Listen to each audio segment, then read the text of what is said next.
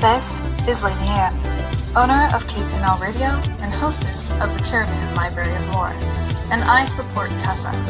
As an experiencer myself, I have filed my own reports with them, and the professionalism and heart they have shown my case goes above and beyond. If you have had an experience, I cannot recommend Tessa enough. Hi, this is Ernie Hudson, Winston's and more from Ghostbusters. I want to let you know that Ryan Stacey, he's created the Experiencer Support Association, TESA. You can check them out at www.tesacan.org.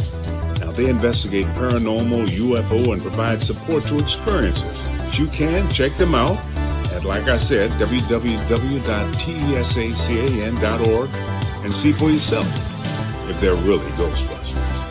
I can tell you this, they are a non-profit organization. Good luck, have fun, and keep it busted.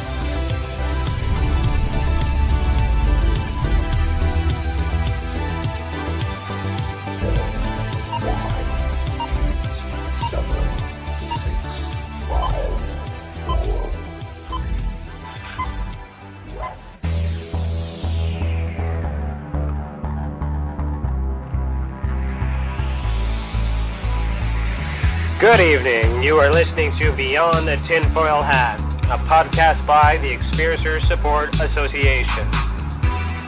Tessa is a UFO, paranormal, and paracryptid investigation association. We investigate everything belonging to the global phenomenon linked to highly strange and unexplained experiences. We also connect experiencers with other experiencers, creating a safe, positive environment to engage and discuss this phenomenon without judgment, criticism, or retribution.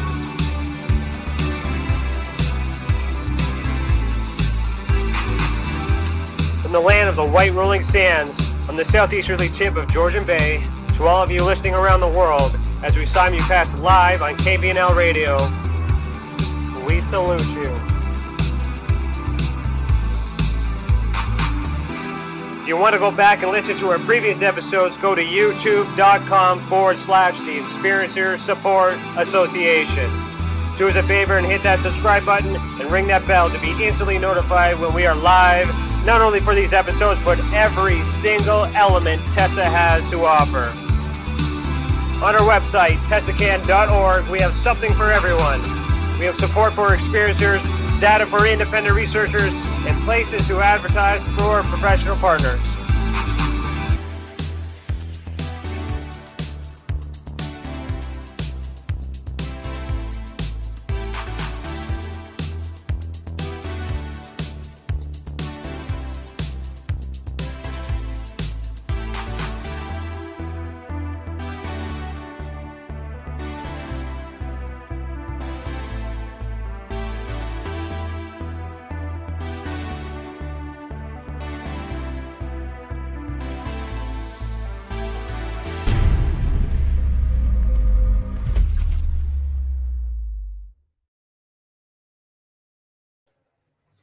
Hello, today is Thursday, October 28th, 2021, and I, Ryan Stacey, am your host this evening. I'm a licensed private investigator, a citizen journalist, and the Director of Investigations for the Experiencer Support Association. Welcome to the channel, and thank you for joining us this evening. Remember to super chat, just click the $ next to your name in the comment box, and remember that all the donations go back into the mission. If you're catching this on the replay, please consider becoming a member and unlock bonus content, including behind the scenes and extended footage on new project developments and investigations. We actually have a blooper reel in development right now. And I am having a hard time editing it because it's really funny. So just remember, just click the big blue button that says join. Our guest tonight, season 3, episode 34, is Daniel Rekshan.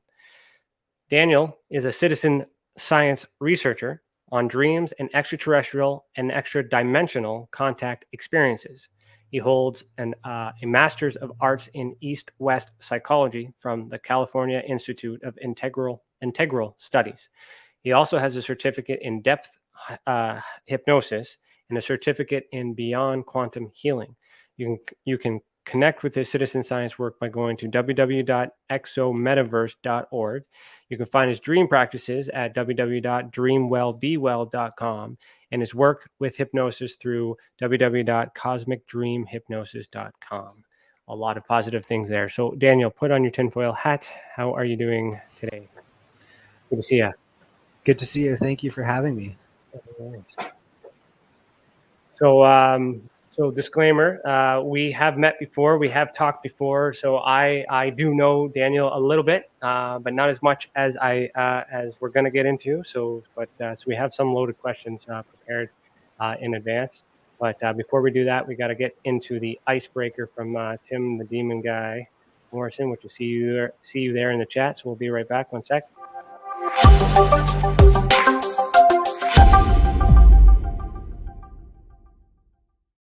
All right.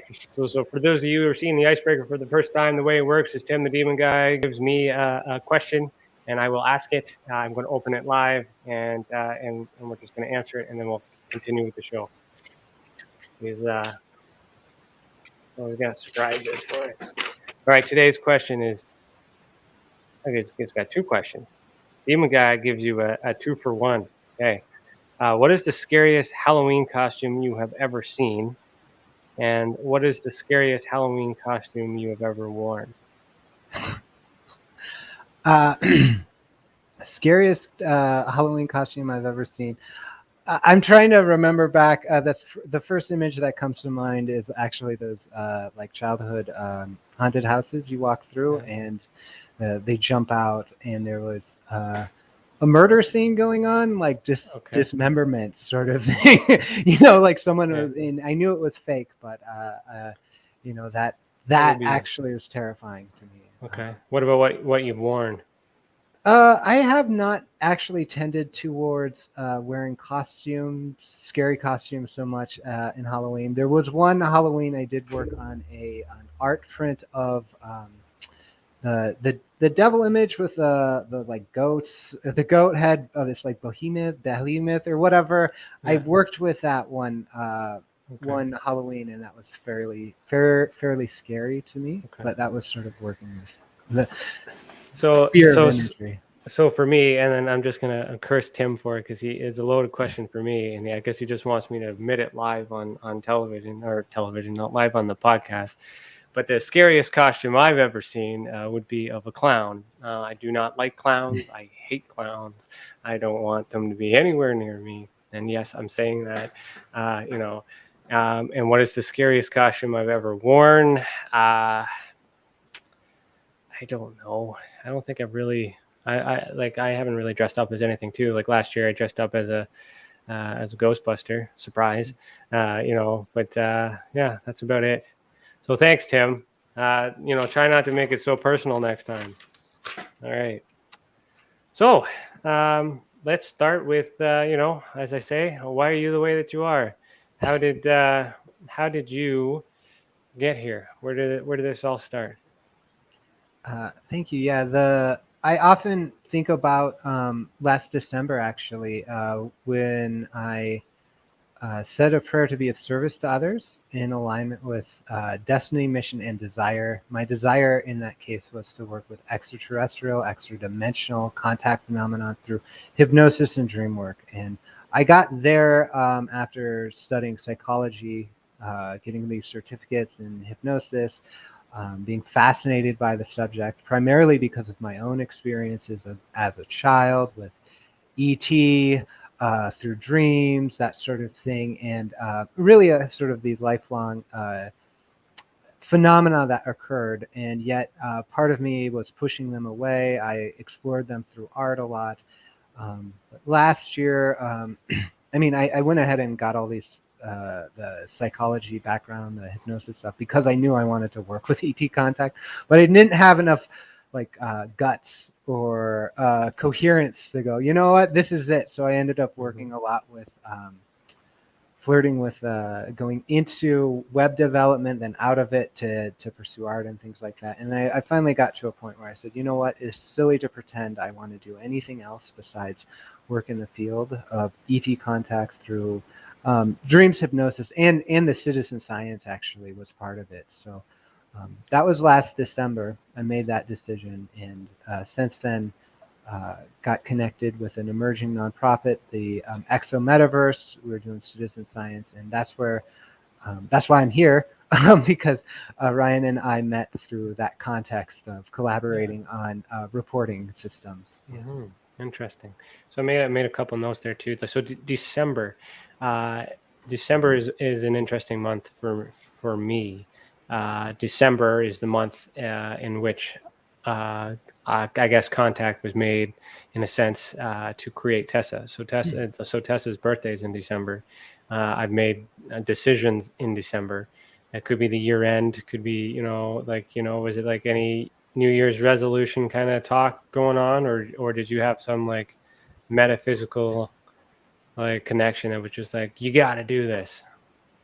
It was sort of like, you got to do this. I ended up working. So I had this pattern. I received 8 years ago or whatever. I received sort of downloads right through this whole bizarre situation that it first expressed itself through art, but then expressed itself through a vision of a dream database, citizen science platform. So I had been working on that for like years, really off and on, and going into professional work as a web developer, and then back going, you know what, I'm going to do art, hypnosis, and focus on the citizen science thing, but not all the way. I never fully jumped in, let's say. So then this last December, I was in the last iteration of that process and I was working for a venture-funded startup.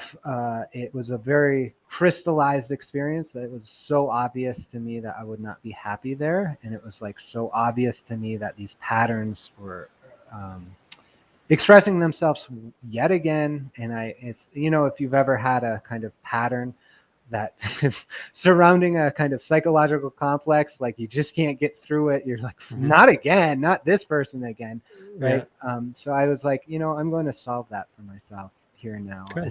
And that was really it. Yeah. Cool. That's good. So tell me about this, if you don't mind, this ET that you saw as a child. What did it look like? Yeah, so it wasn't necessarily an ET I saw. I still don't have physical 3D conscious memory, as you might say. What I do have is memories of being 4 years old and seeing the thing that I track memories about memories, and like the experience and what I talked about. So for example, when I was 4 years old, I was terrified of the closet, and there's these sort of beings that I was scared of, vampires that came through, and they were bald with like little heads, and like, it was like classic gray imagery interpreted as these came out of the closet? Top of the closet. And I don't actually, I remember pulling the blanket above my head, looking up, being scared of it, thinking if I could just shut the door. And at the time, I didn't think of it as a child so much, or wasn't reflective about it. You tell your parents, you're like, oh, well, these are nightmares, these are fears, that sort of thing. Did the vampire have like a cloak or a robe or anything on? Any clothing? None that I remember. And again, the memories I'm accessing are sort of imaginal at this point, right? So okay. they sort of... There's this trend in the research that I've done so far in the last 2 years of closets being seem to be the location of where entities are being seen, and there's these cloaks. That's why I was asking that, because you mentioned some buzzwords there, and I was like, it sounds familiar. Yeah. So. Yeah. Okay. Yeah. The next closest memory I have around that time, I have experience of like 4 years old, 14, and then 19 that I've really sort of tracked around. Primarily, initially as symptoms of what might look like alien abduction. When I was 15, I became obsessed basically, and like went through. There's checklists like, do you dream of UFOs? Do you think about ETs? Do you suspect you were, like all these questions? So I use those to explore these memories, these experiences, and the one I'm speaking about, when I was 4, I remember looking out of my bed into the front yard of my house, and I noticed something coming up towards it, And I remember looking at it and there's being a sort of shimmery quality to it and going like, what is that? What is that? And it shifting and like not really coming into coherence until I go, you know what? It's Easter time. That must be the Easter bunny. And then there was all of a sudden this sort of like shifting to like, yeah, that's definitely the Easter bunny. My mind was like, yes, that's the Easter bunny. And so all of a sudden that image came forward. And I told everyone I saw the Easter bunny. I since then I spoke to my like family about it. And I'm like, do you remember I was talking about the Easter bunny?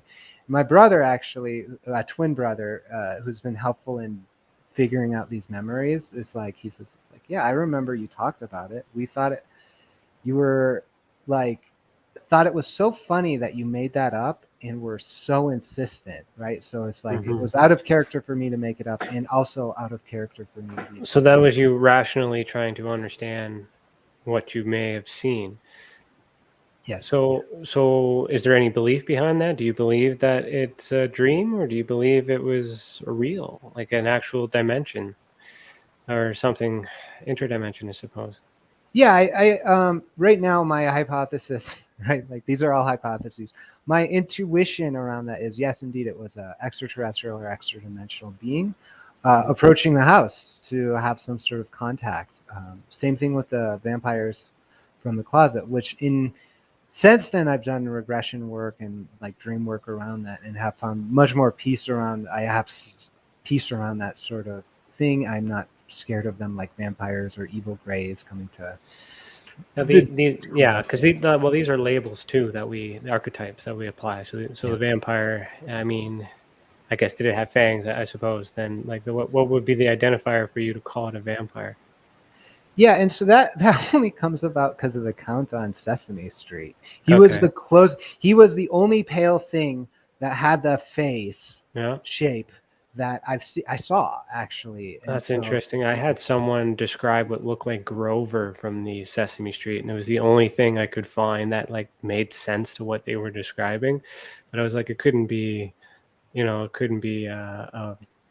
I guess there's not a Muppet, it's something different, right? A puppet, but the thing is when I did some research and I go to how old they were, and it turns out that Sesame Street started that year or a year prior to that, and it was like kind of like around the time that Grover debuted on television. So the circumstantial evidence kind of showed, that maybe he saw that creature for the first time and no one's ever seen it, and then it just scared the hell out of him, and then he had nightmares. Yeah. But again, like we don't know. I wasn't there. But so I just find it, I just thought I'd comment on that because a lot of the stuff when we're kids, we go back to the clowns. The reason why I don't like clowns is that something happened to me when I was a kid, and I still don't like it. I don't dream about clowns today. When a clown ever shows up, I'm telling you, Tim, I will knock you on your ass if you do anything. Anyways, okay, cool. Then what happened? Then I don't actually remember any major other contact phenomena until I was 14 or so. I suspect there was something. I was a sensitive kid, that sort of thing. When I was 14, I don't actually have any specific memories, but that's when the obsession started. So that's where I literally I built my first website about ETs. I scoured the internet. I'm still doing that sort of stuff, scouring the internet and bringing it together. So dangerous game. That's a game. Yeah, I had it up on like GeoCities, and so I studied a lot of that. I had a large and so I kept looking at those alien abduction symptomologies and being like, something must have happened. And I remember just going like, something must have happened. I know something happened. Something happened. I remember being in the like bathroom of my house and looking in the mirror, and after having examined my whole body for marks, actually, I was like, I need evidence. I need evidence that something has happened to me because I know something happened. And I got to the point where it's like, there's absolutely no evidence, physically or otherwise, that I can see. And so I'm going to set it out of my head and not consider myself someone who has had those experiences. I'm just interested, something like that. Yeah. Well, you could be. Depends on how we look at it. I mean, we can't. We got to see what's in the mind, right? How do we document? Uh, how do we document it that way? So it depends on what you're trying to do and your goals. So what I'm hearing, and this is fascinating, is that you're self-diagnosing in a sense in a phenomenon that is a pseudo phenomenon, a pseudoscience. That now you keep mentioning these symptoms and these categories or these markers. Where are you getting this list that tells you that you may or may not be a contactee? And from that list, how do you know that that list is a credible list of markers to use? Yeah, that's a really good question. So when I think where I got that must have been the internet or the public library, right? Like my high school library. In terms of whether or not it's credible, at that time, it's just I was 14. I like didn't have 15, whatever. I didn't have enough sophistication to look into that. I was like, these are experts. Clearly, they know what they're talking about. Oh, yeah, there's been studies for many years, and that's how we get the information, because they Yeah. study and they do the science, and then they create these categories and then and these markers. And for you, finding that after the fact, there's validation there because you didn't write it, you just found it, and then you started to resonate with it. It started to make sense. A lot of the a couple of weeks ago, we were talking about star children or star seeds. There's a lot of self-help kind of surveys and stuff that you can do to kind of identify yourself in that sense. But it's along the whole lines of, like, do you feel like you don't belong here? Do you feel like you should be on another planet? Or do you feel like you're from this and all these other things? But like with today's push for answers and exploring space and stuff like that, do you think any of that is subject to influence with these if you were to do that survey today? Like if I were to do that survey today and look at it and think about it,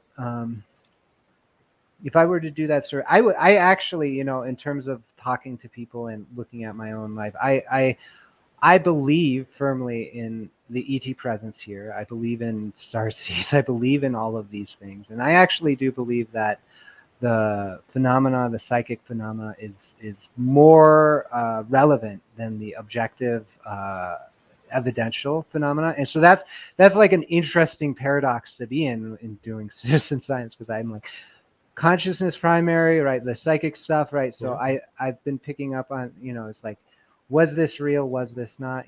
Where's the evidence for these experiences? And it's like I said, it's like there's no evidence for any of my experiences as. There is evidence. It's a type of evidence. So what you have is testimonial evidence. You have, and when you get that from another person, that is testimonial evidence.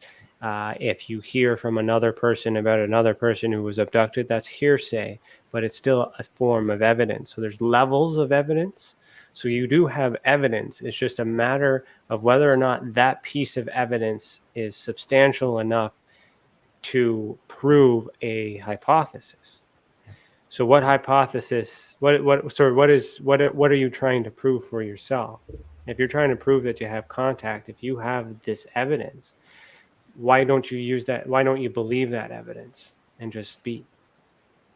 Exactly. So that's what I was looking for when I was a teenager, and that's where I got to the point where it's like I don't actually have the evidence to prove that I was physically abducted. So I had this mental image that ETs were like these little gray beings, and they lived in flying saucers, and they flew and beamed you up and did things to you physically. They took your body physically. That's the evidence I was looking for. And it turns out there's no evidence in my life for that level of interaction, except for, the testimony. My father saw a UFO. He talked about it to everyone, till everyone said, hey, watch out. You'll lose your law career on this. So don't do that. Right. So chill it out. Don't share this information, that sort of thing.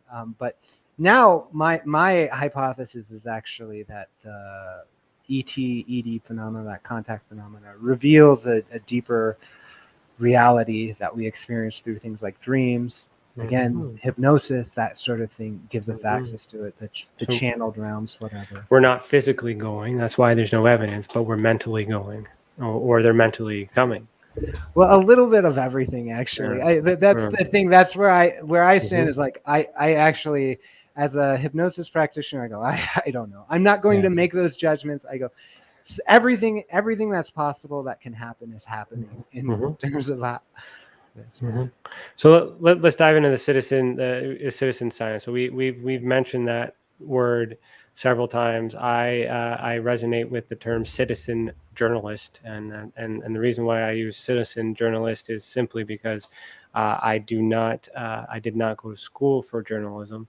I do not have the credentials that would allow me to work for media or press. However, being a private investigator, I possess the tools and that a journalist has, and I'm able to do all those things. But because I don't have that degree, it limits my, I guess, where I can play. So in terms of citizen science, how similar is that? I mean, don't say, but explain and how that relates to what you're doing and any struggles with that. Yeah, so the citizen science is, any effort of science that is put forward by citizens is oftentimes is defined as a collaboration by professional scientists and citizens, and examples of that are like bird counting. Like bird scientists will ask citizens to, hey, count the birds in your neighborhood. Same thing with a like Galaxy Zoo project. The Hubble Space Telescope had a bunch of photos of galaxies, and the citizens classified this.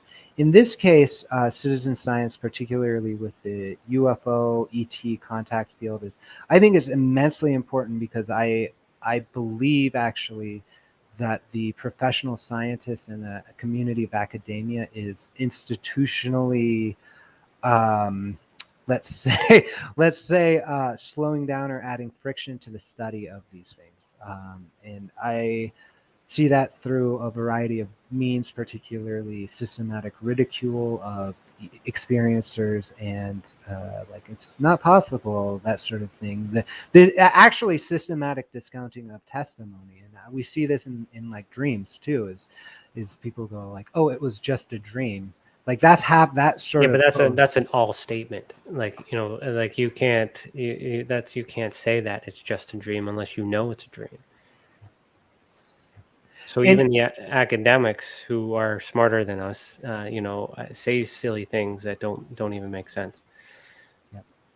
So so in terms of the citizen science, and like I see a lot of potential in that is bringing the capacities to measure, to report, to come to conclusions about these things through the work of other people. And one of the most compelling things for me is looking out to see how many, just the raw numbers of how many people are resonating with these fields.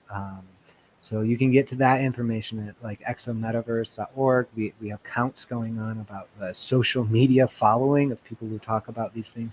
But even more, I mean, one of my own personal experiences was like when I was 19 or 20 trying to figure this stuff out, was going on the internet, going through all the bazillion forums there were. And then I started counting like how many there are, right? Like what are these experiences people are sharing on the internet because they find it meaningful, that sort of thing.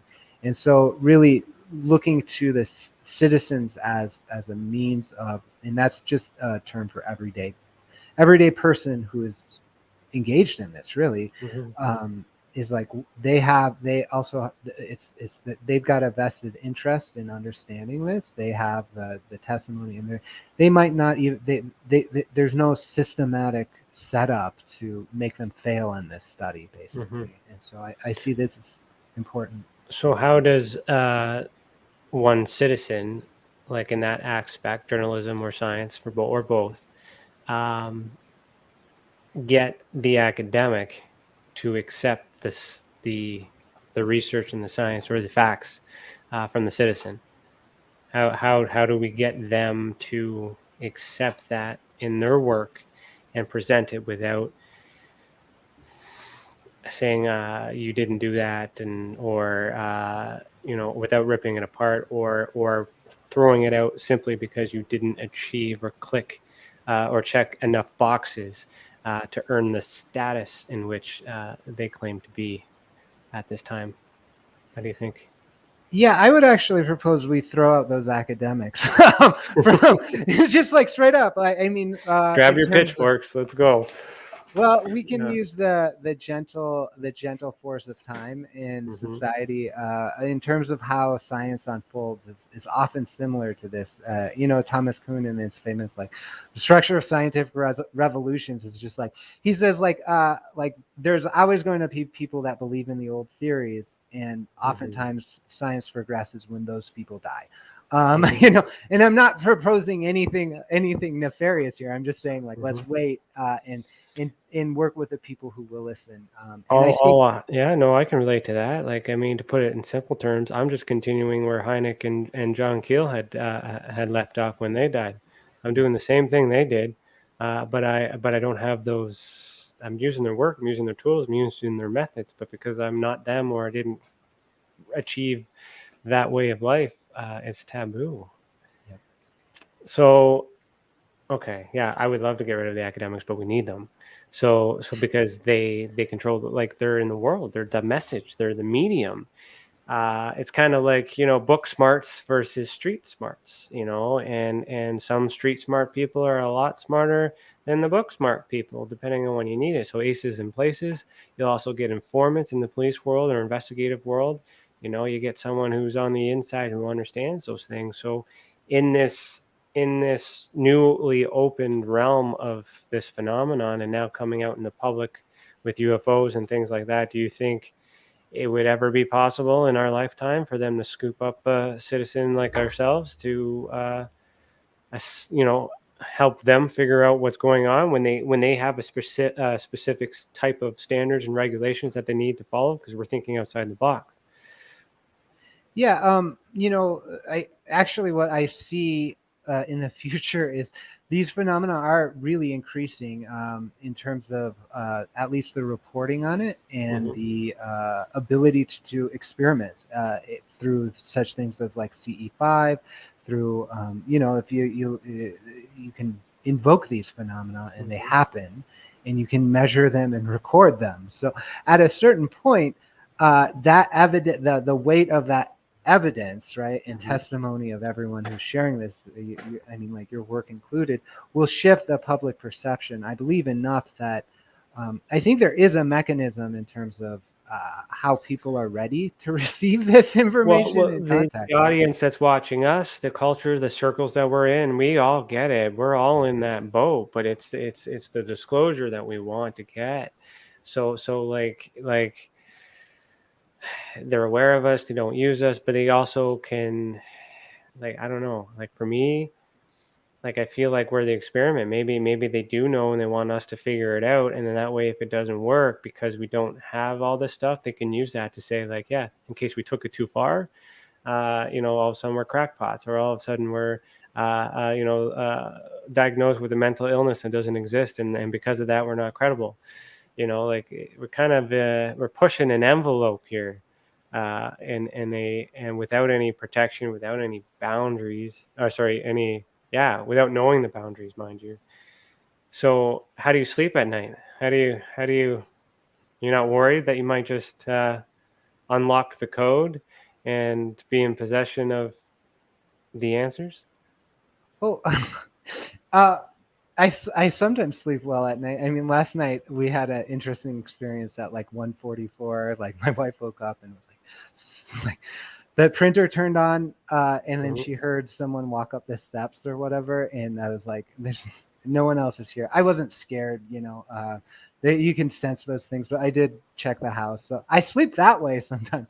And we also experience a lot of, the more I get into it, actually, the more I study it, the more active that sort of dream communication and that nighttime sort of contact experience unfolds. In terms of, but you had a different kind of, how do you sleep at night, actually, edge to that question. And Yeah. No, I was just thinking. Wouldn't you be concerned if we knew the answers that the government might also have, but they're just not divulging it?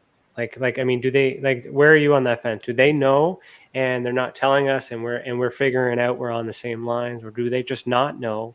They don't have time to look into it, and then people like us are solving it, and yet they're just not interested in it. Like, so where do you think the government really is in terms of the phenomenon?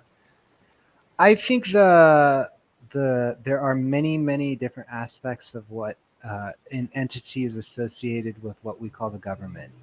I think the everyday person in the bureaucracies have no idea what's going on. I think they're just like us, just like other people. We don't know. They would be very happy for us to figure this out. I think there are other elements within the military-industrial complex that have had obvious agendas, right? That come forward that's where the smear campaigns come from. That's where the rails of science are defined is by these entities that we don't really know who they are, right? They're kind of shadowy. They're the source of all the conspiracy theories, right? And they may or may not want us to be doing this work.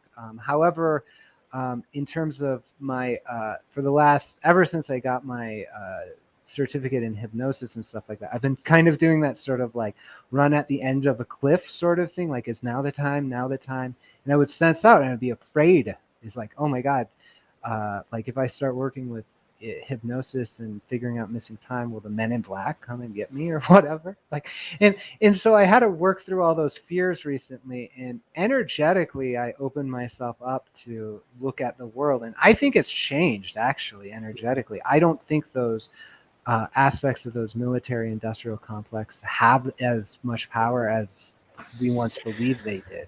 Well, there's a lot of missing information. Like, a lot of us are speculating. There's a lot of reasons why we don't trust the government. There's a lot of reasons why we should trust the government. There's a lot of, I mean, I like what you said, that maybe they just don't know because they're human too. Maybe it just is it's normal, and we just can't. We don't know till we die. Like, it just might be that simple. And what we tap into, where we go to in a dream state consciousness, we don't know exactly who or what or where we're connecting to. It just is. It's just so complex. So let's get into hypnosis, because I got a question here from one of our members, Chantel. She says, "What is the difference between deep guided meditation and hypnosis in terms of brain activity?" Okay, that's a good question. That's a good question. I actually am not a neuroscientist, nor do I have the like a citizen neuroscientist. That's what. Can you be a citizen neuroscientist? Well, actually, there's like there's the EEG bands and things like that that can measure it.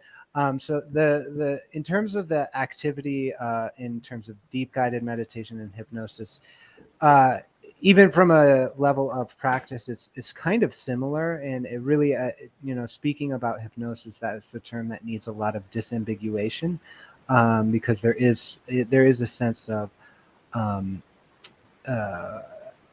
someone leading an experience, right? You can do self-hypnosis. A lot of people say everything is self-hypnosis. Same thing with guided meditation. In terms of my actual practice, the words hypnosis and deep guided meditation are more or less synonymous. So it depends on the audience I'm speaking to as to what we're doing. I hope that's helpful. Yeah. Yeah. No, it's good. I'm just trying to think how I would answer that too. Like, we got to study the brain. Like, I mean, I'm sure there's studies on both sides, and that's for the maybe we need the academics after all, or something like that. Okay. All right. So let's get into. Well, you want to talk about dreams. So dreams is kind of like your take home. This is where you're focused. This is where you're really studying. Talk about your work. Like, how are you studying this? What how does it work? I'm fascinated by dreams. That's so that and a lot of my contact in my teenage years came from dreams. I had very real, and we would call them hyper real experiences, right? Like they're like you break out of this world, and there are like these beings that are like super intense, and they're like, and they're like, this is the nature of reality or whatever, and then they're like, go back to your body, like that kind of thing unfolding, or like you've seen that? That's happened to you? yeah, I Okay. just, like went to the foundations of space and time. That's how I did a lot of my philosophy in undergrad. I went back to the memory of the foundations of space and time. It was fairly intense, and it's I drew pictures of it. There's a lot of like oscillations and stuff like that, and kaleidoscopic colors and these sort of vast beings. That said, so those sorts of experiences in my life have led up to an interest in dreams. So one of the most potent experiences I had in dreams was something like an out-of-body experience where I saw my grandfather pass over to the other side, actually, and it was unexpected. I had no idea. I was like writing down the experience. My mom called. I was like, oh, that makes sense. So there was that was a moment where I said, aha, there's something objective that happened here, which was my grandfather died. Subjectively, I had the dreamlike experience of being guided by these archetypal kind of almost Egyptian deity-like beings to see this spirit pass over to the other side, simultaneously with my grandfather actually dying, right? Like, so that synchronicity is impossible to ignore. And I go, oh, something real is here. I spent years trying to figure that out, like how to work with that, how to encourage dreams. And so the way I work with dreams now is like threefold, actually.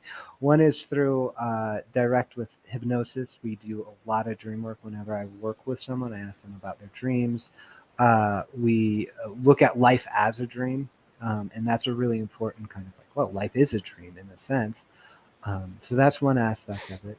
The other aspect is through the citizen science work of bringing together dreams and doing quantitative analysis on them. And this is like a Sisyphean effort almost, because I've brought together data. No one cares about it. I've shifted into other work. I've been inspired again. So everything's coming together actually in the Exo Metaverse project, and we are rebranding that into something that's not metaverse oriented because of the connection with like Facebook or whatever as metaverse. Oh, right. That'll come. Well, we have a cooler name coming up, and so I look at dreams like that, and then third way is actually dreams as contact phenomena. And so this is something that's new and emergent. This is one of the reasons why I was excited to talk about dreams and hypnosis as testimony. Yeah. Primarily because I was asked to write a chapter of Ray Hernandez's Greater Reality book on lucid dreams as a contact modality. I did a literature review on that, discovered like, wow, it's fascinating that actually contact does seem to happen in dreams a lot, and you can like sort of if you're anywhere close to skilled at lucid dreaming, or anywhere even just interested in it, if you express the intention to have a lucid contact, it like happens at a rate that's just like astronomical compared to other lucid intent like flying or like sleeping with beautiful people. Like if compared to that, in like I want to contact extraterrestrial civilizations in my dreams, like that the content, the actual response of the dream content, at least in the small sample sizes that are presented in the study, it shows there's an astronomical difference. We need to get to the state where we can have those experiments at a scale of hundreds of thousands of people. And then at that level, right, we've got hundreds of thousands of people practicing dream incubation that brings in perhaps actually real contact with extraterrestrials in a good way. Right, like that's really compelling evidence, and you've got 100,000 people that have participated in that study, and so yeah, this is meaningful. If you do that with 100,000 of people that are inducing a sleep-like state to tap into the mind and to reach the same, like traveling in this sandbox Like, how do you focus that many people to the same entity? Yeah, so I mean, they in the study that I read, they invite people to just contact extraterrestrial civilization, right? So it's sort of like, which one is there? Well, whoever responds, right? And that's probably not the best protocol for us as a human family to engage in. It's probably much better protocol to specify the request to kind beings that respect our free wills, that will not do us harm, that sort of thing. And that's the insight that dream incubation, at least with lucid dream and in contact with stranger phenomena, is like when you express intent, actually, the dreams do respond and respect that most of the time. So, is any of that imagination though? If you're like you are intentionally trying to, get a desired result, would you not imagine yourself seeing what you think would appear to be a positive and friendly being based on, what you've seen growing up? Like, is it like how do you trust that? so this is the question. This is the heart of the question. I think everybody needs to answer this for themselves a little bit, and I think we need a much larger dialogue about the role of imagination in contact phenomena. So as I say, as someone that's been looking at this for a long time, I go like, I don't know if it's different than imagination, but I don't actually know that imagined contact like is less real. And I say this through the mystery of time. Like I go like, what if we imagine these things and somehow through percolations, right? Like everyone's talking about reptilians or greys, right? Like these archetypal imagery, right? But it's when they start in the 60s, right? Like we have other imagery that kind of relates to the ETs from a long time ago. But these like grays and these sort of like Ashtar Command or whatever, like all these sort of imagery come up, and that feels very imaginative to the cultural situation of the 60s and 70s or 80s, right? So are they imagining it? But lo and behold, other people go ahead and have these very real experiences with these things that seem very imagined at the time and seem sort of conveniently imagined. But they swear by them, and it's like I go like, what it this is an open question. I don't know if the power of the human imagination through the mysteries of space-time as expressed through these multi-dimensional vehicles, like what if they are bringing it? What if something like that is happening? I don't know. Well, then you have 100,000 people with different diets, different mental capabilities, mental illnesses. Maybe some might get in the way.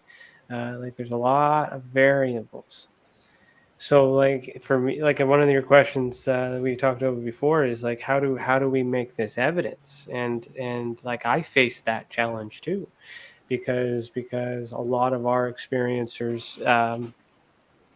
That's how it happens. That's where it's coming from. No one is able to take a picture. No one's able to have a video. That's just what the nuts and bolts scientists want to have, because it's something they can measure, put in their hands. And there are people that aren't crazy, and they're seeing these things and then all these other stuff. So even I can't explain definitively what is going on. All I can do is measure. So to answer that question that you asked, like that, just so you guys know, he asked me this question before we started, and I wanted to lead into the topic so I could answer it for him. But I'm still trying to solve it. So the only thing that I can trust with all those variables, with all those possibilities, with all those unknown constants that exist and don't exist without me divulging into the personal history, because I want to believe the experiencer. I don't want to ask if they have a mental illness, because I'm not sure if that implies that I think the mental illness is the cause of it. I don't want them thinking that, but I also curious enough to know that maybe that particular illness has nothing to do with the phenomenon. I like to also rule it out to kind of reinforce the fact that that is just a stigma. It's not that. But so the only thing I'm really comfortable with is measuring the people and their makeup and their why they are the way that they are. So eye color, something that's constant, that's universal. Blood type, we all share blood, we all have eye colors, we all have what else is there that doesn't really interchange, like, so all those markers too.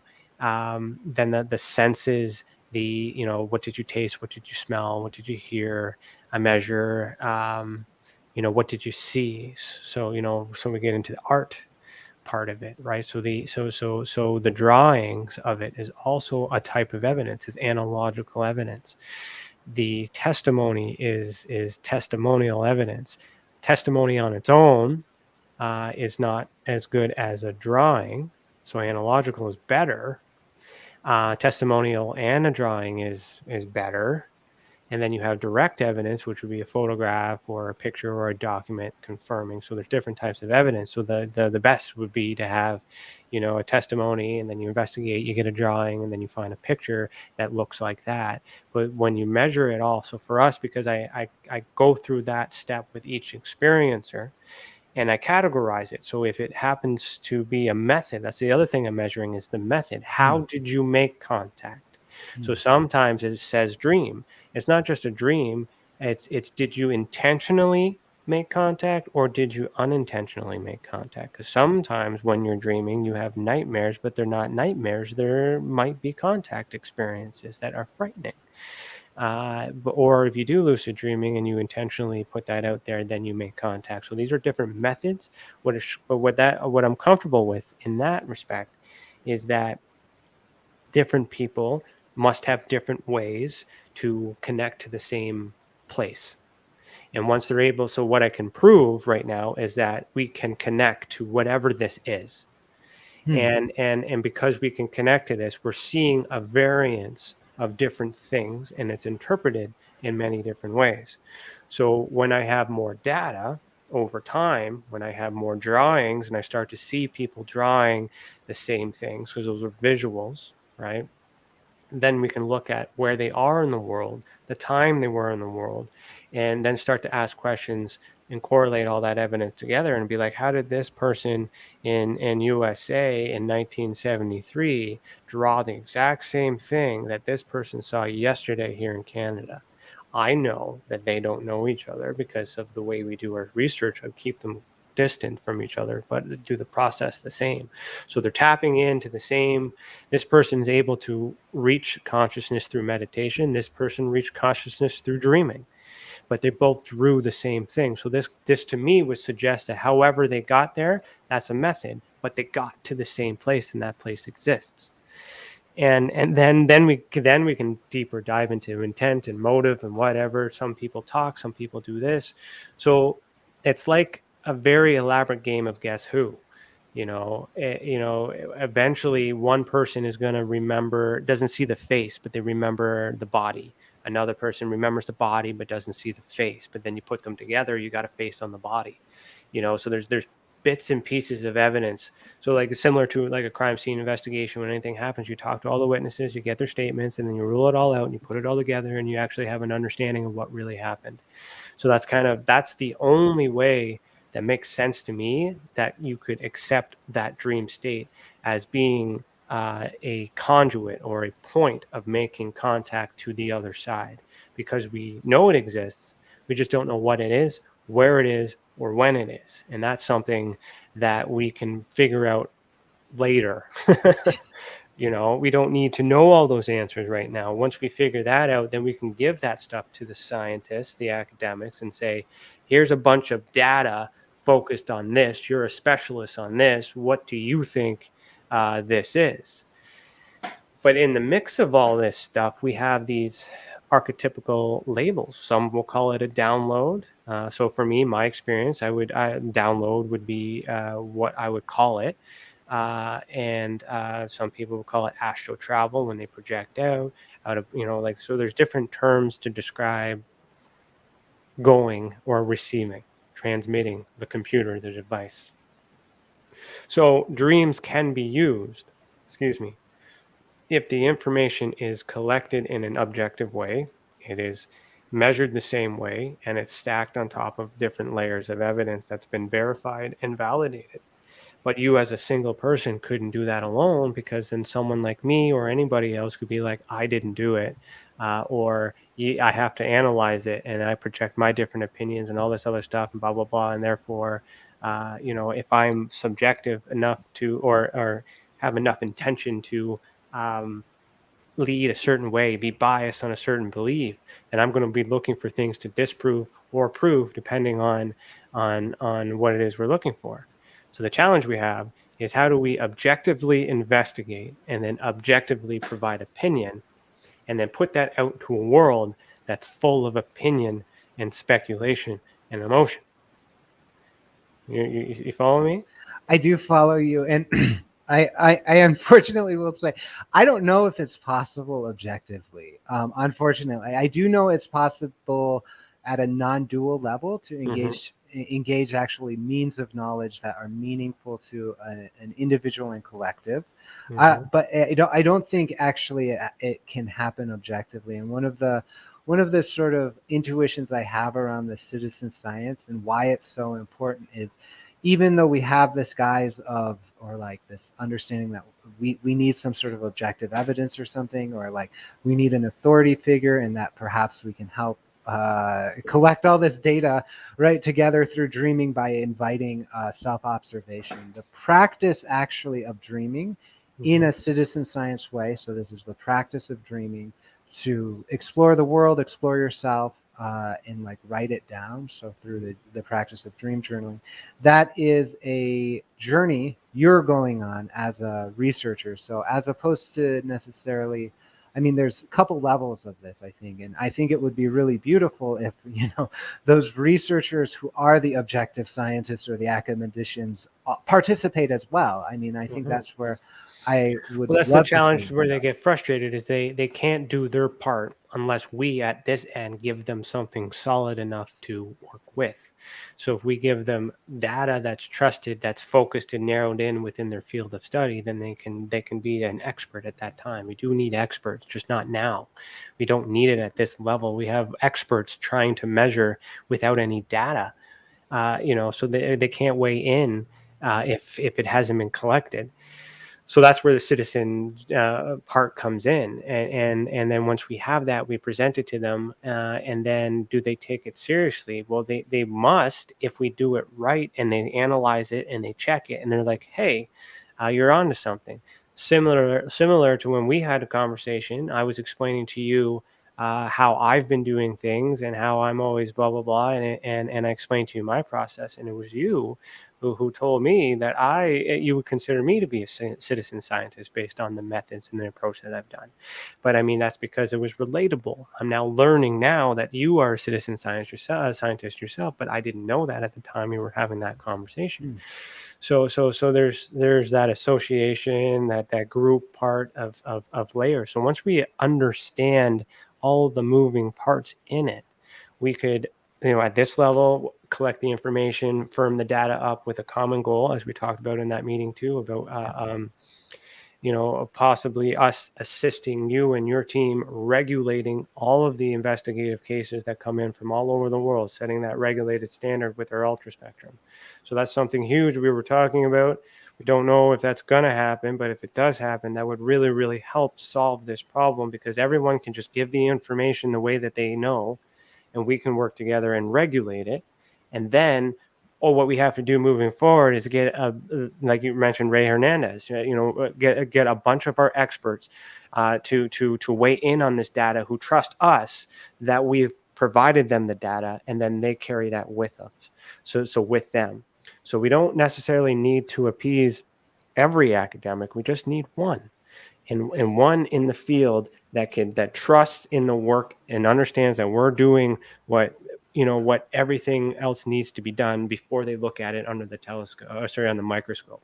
Because the scientists don't go out and get the sample and do all that other stuff. Like in the forensic world, we collect the sample, they bring it to they call the CSI in, they get the sample, they do their test, and then they give it back to us, and then we do the report based on them. So it's a similar way. We don't have a team like that in this pseudoscience. at least that I'm aware of, and or at least maybe we haven't had any police-related regulated system, which is what I'm trying to create. What are your thoughts on that? Yeah, I mean, I would love to see that system arise. In one of the questions I have are like the knowing how, with my experience with dreams and working with other people collecting the dreams and things like that. The understanding I have is there's something like the observer principle happening. Mm-hmm. So there's, in terms of me working with hypnosis people who have missing time and want to understand these things, I have to say I'm like, the stuff we're generating isn't necessarily evidence, and it's like an imaginal experience, and it could be meaningful. And by the way, it's a participatory experience. So I'm very clear that when I work with someone in a hypnosis way, it's something like I'm on a journey too, and we're doing something together. And so in that way, I see that the actual invitation to collect dreams or work with them or observe them and the reason why I'm focusing on this is because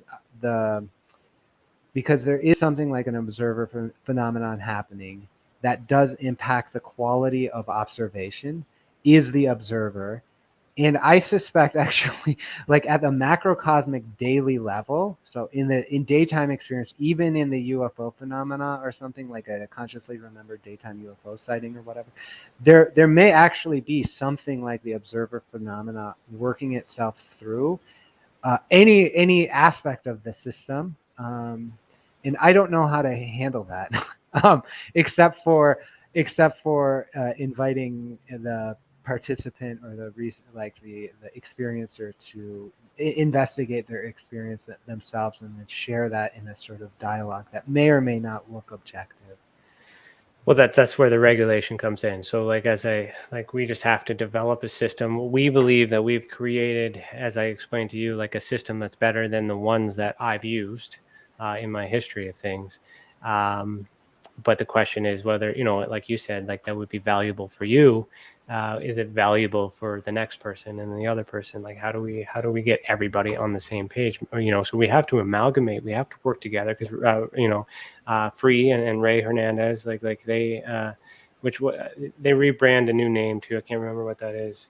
CCRI. Yeah, CCRI, right. So I mean, they measure the same thing, but they have different protocols that they consider to be significant, but they're measuring a specific hypothesis. So we kind of have to go to a group and a route, and then give that data out to all of the experts, and then come back together with the findings. We kind of have to do this thing. Okay, so we got to hit commercial. So that's why I'm kind of looking kind of sideways because I got two screens kind of split here. But anyway, so we're going to pause, but we will continue after a message from our professional partners. Also, if you are listening to this live on KPNL Radio or a future podcast, head over to youtube.com/The Experiencers Support Association to see the video that goes with this audio. Remember that you're listening to Beyond the Tinfoil Hat, a podcast by the Experiencers Support Association. Ryan is one of Canada's leading new UFO investigators.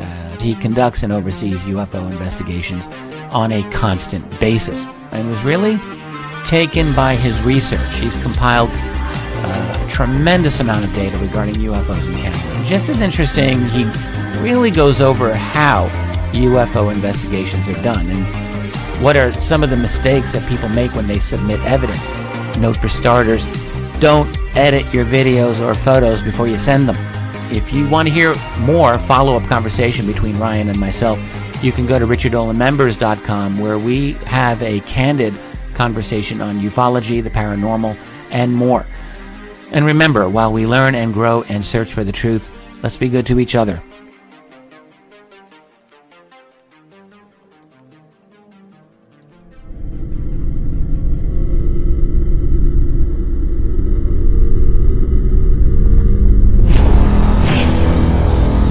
The same thing that draws aliens to our planet is the same thing that draws us to others. Exploration, curiosity, sustainability of life. That's why we go. It would make sense as to why they're visiting here. Travis! Quit playing around, man. Get back here. Travis! The last thing I remember was this numbing shock. Stunning sort of a feeling. Very powerful. Get away from me! I was just out of my mind with fear, just screaming the whole time. It's been theorized that aliens prefer remote areas because they don't want to attract attention. Whatever it is that they're doing, they would want to do that in a less populated area. There are multiple accounts of the same thing from people from all over the world. People that do not know each other, do not live in the same cultures, and they're all looking up, they're all seeing things in the sky. So it would be naive of us to think that we're alone in the universe.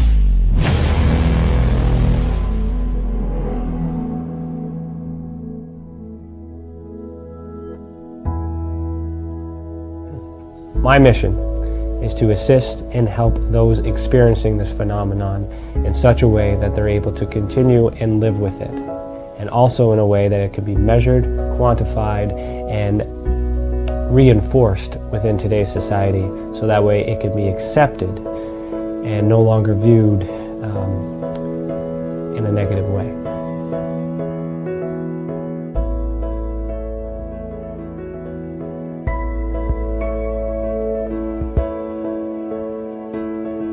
One thing that I do value in people is the ability to sense and feel when something is right and when something is wrong. That is a natural ability that we all share. Now, when we combine that with the paranormal and ufological abductions or visits, I have this sensation that these abilities are connected. Not everyone can sense, not everyone can feel. However, those who can are typically connected with something that we cannot explain.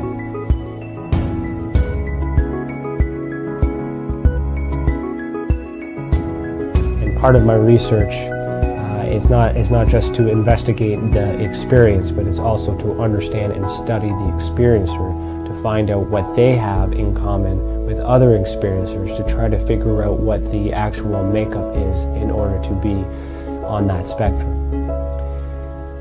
There's a lot of it happening all over the world, and I do not know of any other study that is focusing on the individuals as people, only the phenomenon. Welcome back. You are listening to Beyond the Tinfoil Hat. If you're enjoying this episode so far, please consider becoming a member of our channel and send us a super chat. Your membership will get you bonus content, like exclusive videos, and it will help us reach our goal of launching our training center, which is Interstellar, the Academy of Ufology and Paranormal Studies. Also, if you have experienced an unexplained event involving the paranormal, UFOs, extraterrestrials, Dogman, or any other paracryptid, head over to tessacan.org/reporting system. We also do take reports on dreams and astral travel. Angela, I got like 100 from you, which is good. It's all that data there. So we do take those cases as well, out of body experiences, things like that too. So just remember that the more reports we get, the more we will understand this phenomenon and how it affects our people. Let the others who have already reported be that example that proves we are making a difference. And if it wasn't for those reports, we would not be able to do what we do. And for that, we thank you. I'm still here with Daniel Rekshan. All right. Let me get my screen back here. And before, I didn't want to cut it off. I want to make sure I got the commercial break in too, but I was kind of leading into, I guess talking about our ultra spectrum. So our perspective is evidence. So we're focused on making sure that we have the best evidence. So we work with the experiencer to take their experience, as flawed as it is, as wild as it may be, break it all down, remove the speculation, make sure we get all the information, rule out all those other things, and see what we're left with. And then once we're left with it, then we kind of repackage it. And then we've created the ultra spectrum classification system, in which we're reclassifying this new information without using these archetypical labels.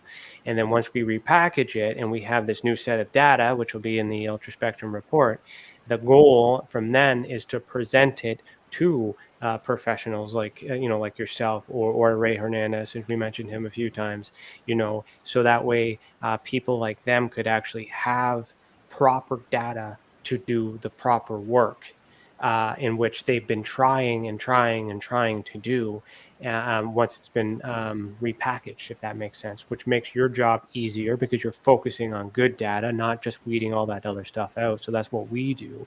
We repackage it, we weed it all out, and then we give it to you. You provide your assessment on it, we take it back, and then we put an objective kind of like, this is a matter of fact, this is what the results say, this is an opinion of this, opinion of that, opinion of this, and this is what it is. So kind of working in that team effort. So my question to you, if we were to repackage something and then present it to you, what is your ideal experiencer to work with that would allow you to do your hypnosis or your dream therapy, if I'm saying that right, or like your dream work? Like what's the ideal candidate for you to help? Yeah, so the ideal person I work with is kind of a unique person insofar that they are willing to go on a journey within themselves, willing to not not actually use the experience to gain evidence, but have a deeper generally, the purpose I align to is an embodiment of peace, love, or unity consciousness. So it's like, are you going to be a better person, more integrated, more grounded in your body? And so if you can do that work, which may involve going in, reliving some interesting or difficult or challenging or frightening memories, and then coming to a state of integration where you may or may not know what happened, you may or may not have external validation, but at least you're internally consistent and integrated. That's my ideal situation, actually, primarily because it works really well with my life, my alignments. I mean, so it's more of a healing, a therapeutic. That's why I said therapy when I meant dream therapy, because I see it as an aid. At the same time, you're studying and trying to understand what is happening, but you recognize the disconfiguration, you recognize the stress and the anxiety, and you're just trying to repackage the emotion, right?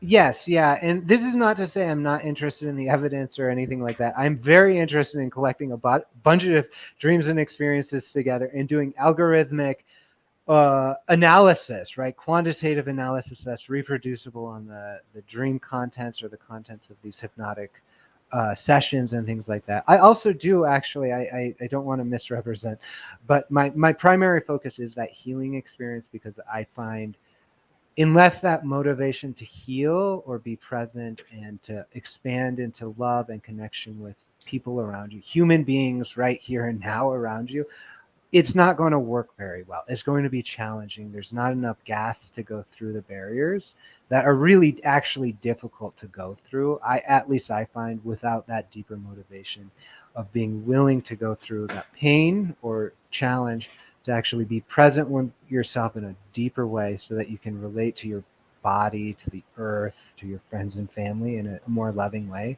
Unless that's there, I don't see it. It doesn't work for me. But after that, right, like the investigation of I do work with a few people to do like sort of internal explorations. People who have worked through a lot of that and are very integrated enough to say, like, I'm open to and willing to explore. And that actually is where I would love to be, is sort of like cutting edge exploration of like using dreams, using hypnosis to really just explore what's going on. I mean, there's a lot of stuff, it's like thinking about like the Project Stargate from CIA, right? Like they do remote viewing. That's all hypnosis. That's basically hypnosis, right? Like we can do that sort of stuff with people who are prepped, right? So that's really fascinating to me. But in terms of where we're at as a society, like the bulk of people around me need not to explore that edge, but need to explore where they've already contacted that edge and feel more at peace with it. Yeah. Okay, like balancing everything. Okay. So I was leading into my next question, which is, what is quantum healing? That's the third group that you or I guess term that you've mentioned in your bio. We've covered the first two. So what's quantum healing, and how does that fit in with all this? Yeah, quantum healing is a rather not strange methodology, but one that I've had. Um, the use of the word quantum outside of quantum physics had like really made me feel weird about it, and made me feel it was a pseudoscience, made me feel it was new age BS repackaged or something. Quantum this, quantum that, right? But I got into that primarily because when I started, after I said the prayer to be of service to others, I started working with people with contact in a much deeper way and needed a deeper tool to work with. And quantum healing comes from the work of Dolores Cannon, who was a hypnotist. She's one of the sources of the starseed understanding. She wrote a number of books, a lot of strange stuff, like talking to Nostradamus, like talking to, I don't know, Mary Magdalene, something like that, through her hypnotic clients. Discovering that, it's like UFO abduction regressions and things like that. And the methodology she put forward brings people into, she called it a somnambulistic state, which is like sleepwalker. It's really I find that to be a challenging word. There's like a lot of challenge in sort of me accepting this methodology, and part of that was because I was coming from an academic point of view, right? Like I wanted a reference to an academia that worked, and this really sort of jumps off, and it's like, let's work with people in there and to gain that insight, to provide a sense of healing. The quantum healing comes beyond quantum healing, comes out of the quantum healing hypnosis technique, which was put forth by Dolores Cannon. Beyond quantum healing is a methodology put forth by Candace Goldman, who basically says you can do QHHT online with people, and that's fine. Just call it BQH, right? So that's really where it comes from. It's a recent methodology, and part of the work there is very similar actually to the depth hypnosis work I had been doing. It's just packaged differently, but there's one or two things that are different. One is accessing what we call the quantum state, which is like, I don't know actually how to describe it. I feel sometimes silly in terms of talking about the quantum state in a rigorous discussion, but experientially it is something very real that has impact. I've experienced it in my own life, and I see it in the life of people I work with, and that is going into a state of consciousness where things are and are not. Like you're connected in this sort of magical way. You can get information, you can make requests. Strange things happen because of the requests that arise. And it does have a kind of atmosphere of the high strangeness that can be associated with it. The experience of quantum healing is really like a 4-hour conversation involving setting up an intention, going through relaxation exercises, experiencing what we sometimes call regression, but now we're calling it something else.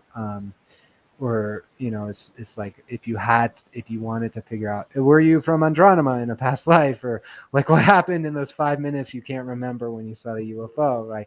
You go into that and you use the hypnosis techniques to support that. And then the healing part of that is really focusing on the integration and inviting spiritual, mental, and emotional or psychological healing that generally do have some sort of kind of quantum effect on the body that is really unexplainable, and you can't really call it like physical healing, just because like you're not doctors, we're not like psychologists that can practice with people. So it is coming through the guise of spiritual or like emotional release, that sort of thing. It's kind of interesting. A thought came into my mind too with these pseudosciences. Like there's a lot of things under this pseudoscience kind of category in terms of not normal science and whatnot. But there is a lot of us doing this work that don't require all these certificates and stuff like that. It's all these methods that we learn in these schools and stuff that branch from like other things like psychology and whatnot. But yet, so a lot of people are willing to trust us to like do this type of mind work, to unlock parts of their brains and feel better and to heal and to have therapy. But yet, some people avoid going to an actual clinical psychologist or a doctor and say, I've seen these things, because the they're not allowed to, I guess, like, encourage that. But yet you would think, the thought that came into my mind, like, the reason why I'm prefacing like that is that I'm surprised that they haven't outlawed it to make it illegal, for us to be able to offer this type of service to the mind and encourage. Like, even the academic, they ignore it. It's taboo, but they're not. They're not advocating. They're not fighting it. They're not like trying to shut it down. So they're kind of allowing it. So just the thought just kind of came to me. So I'm interested to know what you think about that. Yeah, there is a sense of allowance. I mean, the where I end up seeing this going is more towards working under like a ministry, Mhm. kind of like the religious organization. I do have I'm like ordained in the Universal Life Church as a sort of support for this. Timmy's that as well. Yeah, so it really is actually spiritual in some way that needs to be represented. I mean, I feel like talking about the clinical psychologists and things like that, is anything that is literally regulated by the government right now is set on train tracks that were laid by the military, industrial, big pharma sort of thing. They do not do work that serves humanity. They do not do work that is effective in healing. And I feel very, very strongly about this from talking to people, from looking at data, from seeing how psychologists often will they want to make money, or they want to be compliant, right? And so compliance is another way of making money for the government or big pharma, and really that has no business in. Well, that's why they push those labels for mental illness. That's why they push those medications and things like that too. It's really hard. So I was just kind of leading towards a whole that maybe they're just allowing us to do it because they know they need it, or they're waiting for someone like you to solve it, and then all those liabilities are gone. It's kind of like, it's like, I don't know. I know it's happening, but I don't want to know about it. And just let me know what happens. And so with that, I mean, how do we take on the world? How do we get this to everybody? How do we heal? Yeah, that's like, a this good is question. Like, I mean, there's a lot of people doing this. There's light workers, a lot of people trying, but I mean, even that needs to be regulated, right? We don't necessarily need to be regulated by the government. That means that's controlled, but we should have an alliance, some sort of a, that's another reason why I created the Experiencer Support Association. I'm just kind of speaking towards what we're looking for is to formulate that global system, at least within our own standards, where we could formulate our own regulated and goals to take care of the world, heed the world, or are you prepared to take on the entire world, or are you just focused on your your little camp where you are? There's two answers to that question. One is from a point of view of like a mysticism, right? As above, so below, as within, so without, right? So I see myself actually, and I would actually, because of my observations of like, remember earlier I was talking about like, I'm not actually sure that imagination is limited to a personal, like the effect around of a person. I like the imagination actually might be creating vast ET civilizations that are visiting us. Like human imagination might actually be doing that. I don't know, but there's enough strangeness in the phenomena that says that, and also strangeness in terms of the synchronicity of my own life and my own experience going in, doing the work of healing. The world actually feels different, feels changed, feels better. Right? I don't know, like it feels less like less dark, right? Like it was simultaneous, and I'm not sure if it's like we're both taking, like the world and me are taking steps along the same way, and I'm going, wow, that like dark Men in Black sort of situation is no longer here. Is that because I'm less afraid of my own nightmares, or is it because am I less afraid of my own nightmares because they're not there? I'm not quite sure. But in any case, I would say it's worth it to do the inner work, seeing that as a representation of the outer world.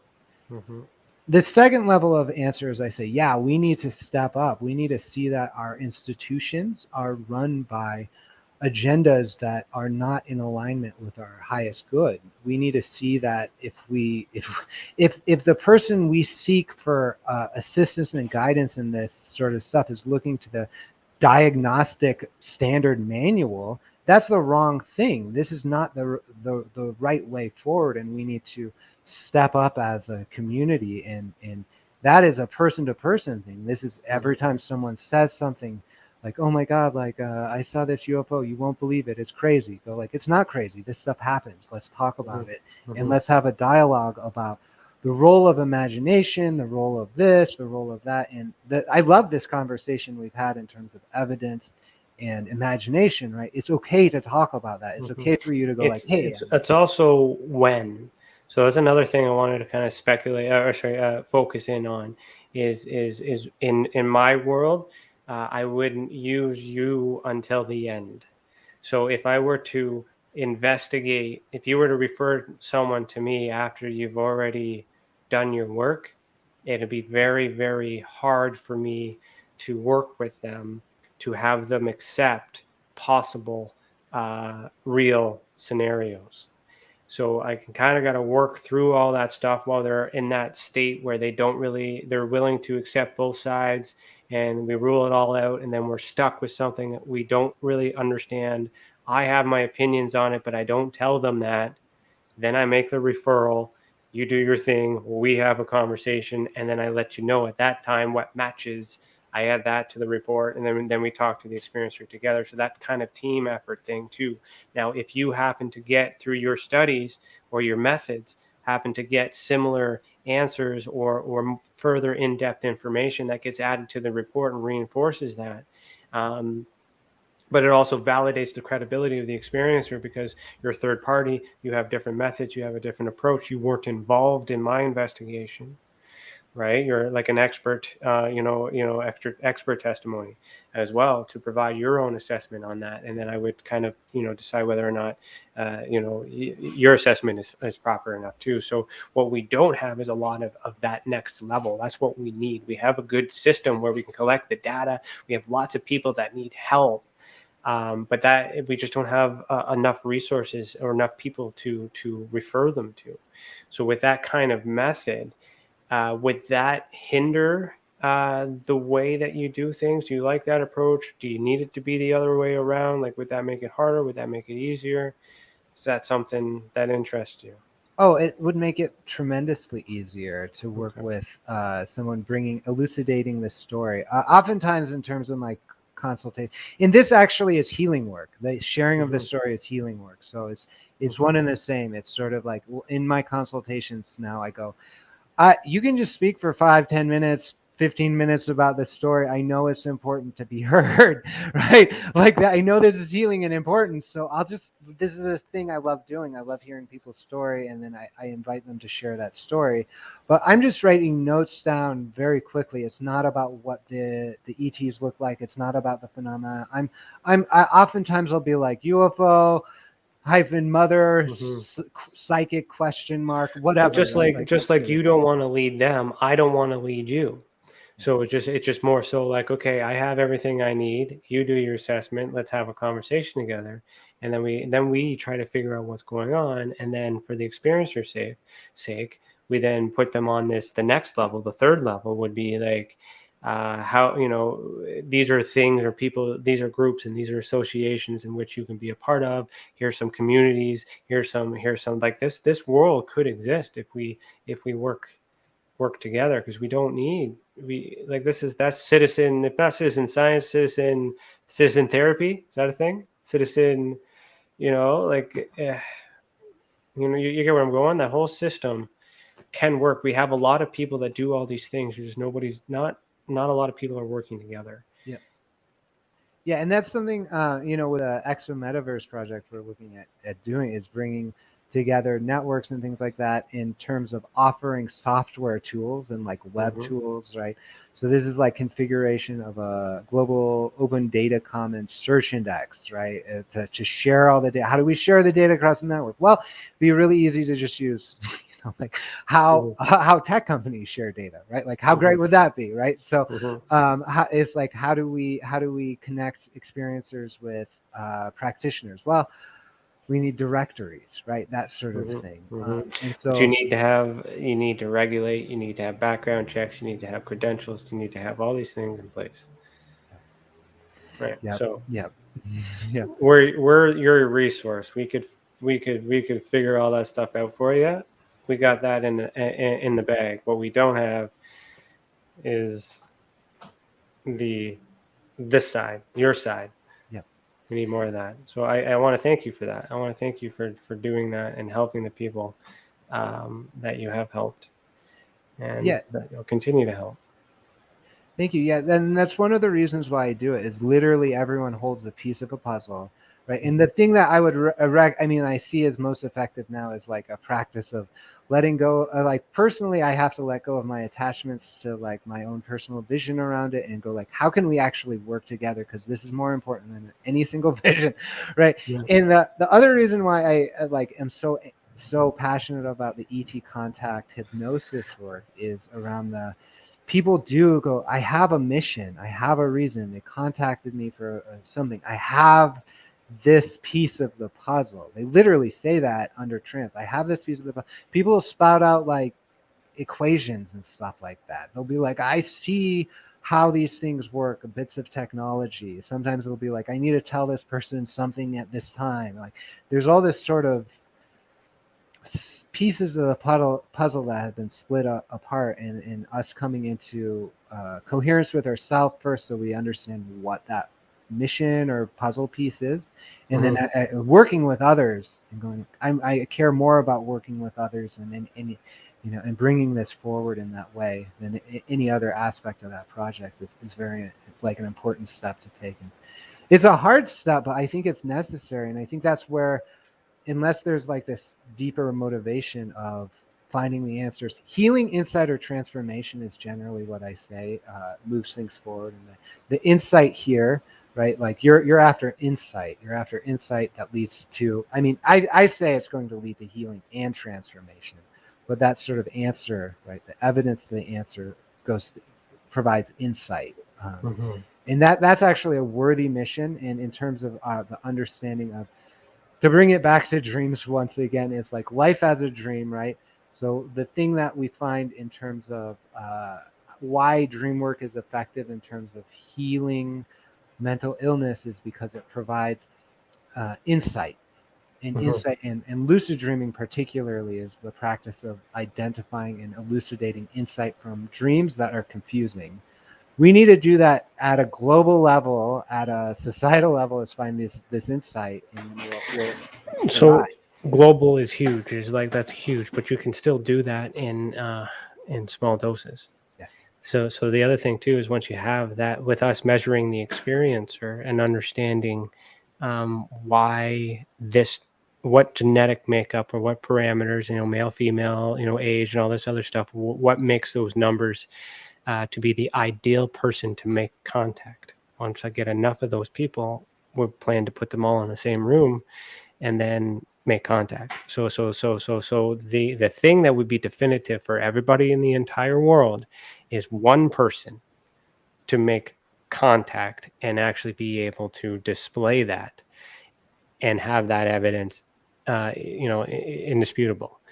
And so for me, in terms of science goes, the way that I could at least trust it for myself, to see it, to know that it exists, because I don't know that. I know enough about it to know I'm in this right path, but I don't know anywhere enough to know if I'm wrong. So like I need to do this experimental part.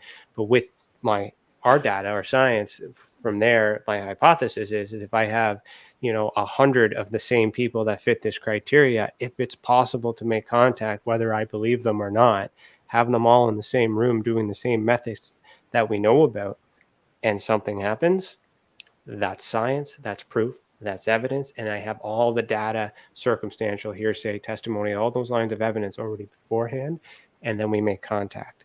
The problem and then that would be things. I'd have to, then the men in black might show up and be like, Eureka, this guy figured it out, let's take him out. But we have all those elements, and we have people that are just make the contact. And because they're able to make the contact, they can't explain it, they can't build a case, they can't do that, they don't understand it.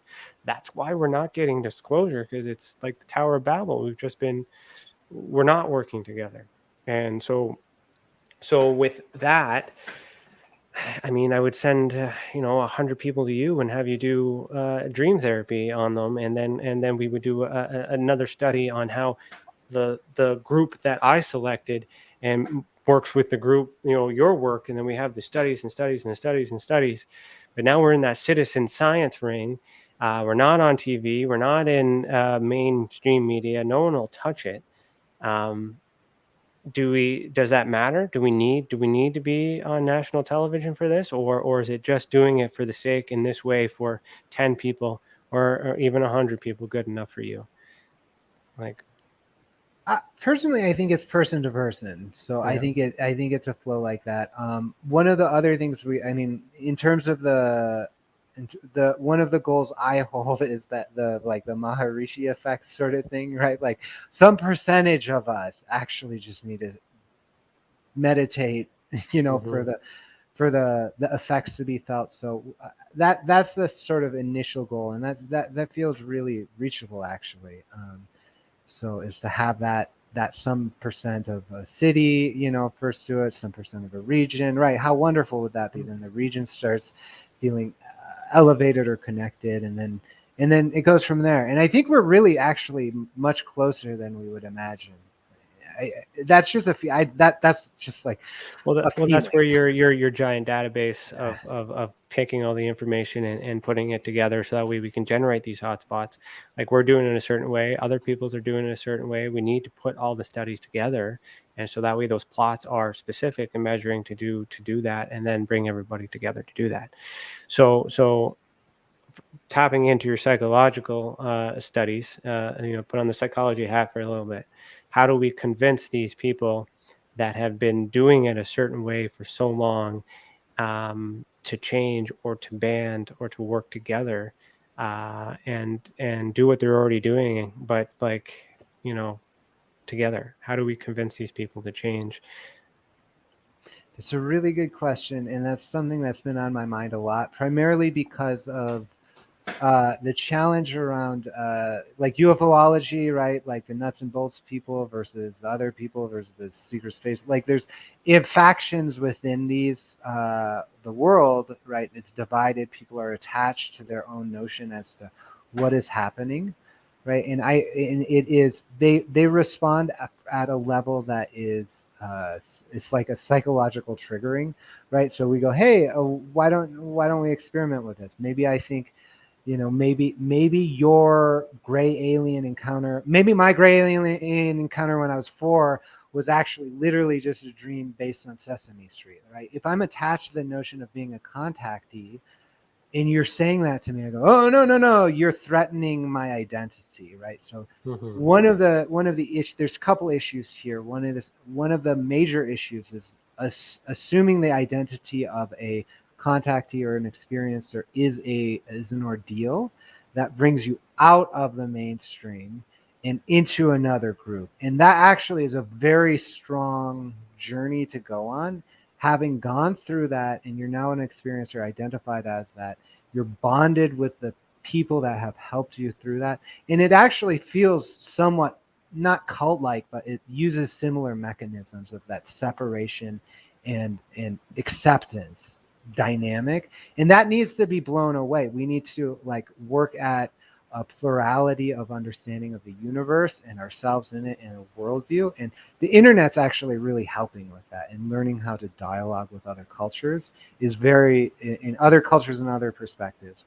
We're in a terrible time right now politically around that. Like we need gentleness, and we need to practice civility in our political dialogue, because unless we do that, we can't have civility in our dialogue about things that actually matter.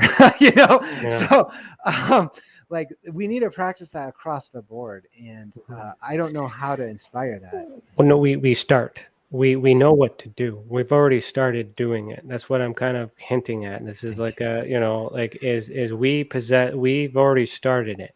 We need people like you to to research and then see if we can start it. Because for me, what I've learned with my experience is when I first started this with this idea, no one took us seriously.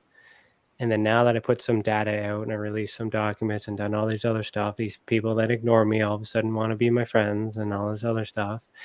And we just have to do it. And if we show, when the right person acknowledges what we're doing and it resonates with what they need, the right person will come, and that team will build organically. So we know what needs to be done. The goal globally can still be obtained, but it's not going to happen tomorrow, but we still have to start. So there's an express, like, I went to, I forget what his name is, but there's a book, it's called Start Ugly, and the whole message there is you just start. And then if we were to go back to when I first started, we didn't even have these little graphics here on this thing. And I was like, I didn't even have clothes on half the time. It was really ugly visually. Right. So but, I start to design my background, brand a little bit, so you just got to start. Yeah. So we can achieve this. And I could use your help, and I know we're live, but I'm just, it's just saying, it just got to start. I think we could really make a difference for one person, and then if we make a difference for one, they'll tell someone else, and then they'll make a difference for another. We got people watching us too, so don't think it's impossible. I'm just kind of picking your brain a little bit to see if you understand what's needed, and what's needed. You want to do it. You have the drive. We had a conversation before, and now the tables have turned. Right. Like, I kind of have the advantage because I knew you ahead of time, but, everything happens for a reason. Synchronicity. Think about that. We're having a conversation. You wanted to ask me a question because you knew, now here we are, round table at the end of it. What do we do with it? So I'll just let you sit on that. So I don't want you to say anything live, but the thing that's been bothering me, or actually making me curious this whole time, and I wanted to wait until the very end, is I want to know everything about what you got on your wall behind you, like all that stuff that I'm seeing. I'm curious to know, like, so you're an artist, so I'm assuming you drew all these, most of them. I did. Yeah. So can you can see your screen, you can see your background. Yeah. Maybe pick one and start there and explain to me, what brought you to that? Are these maybe these are some of your visions, some of your experiences?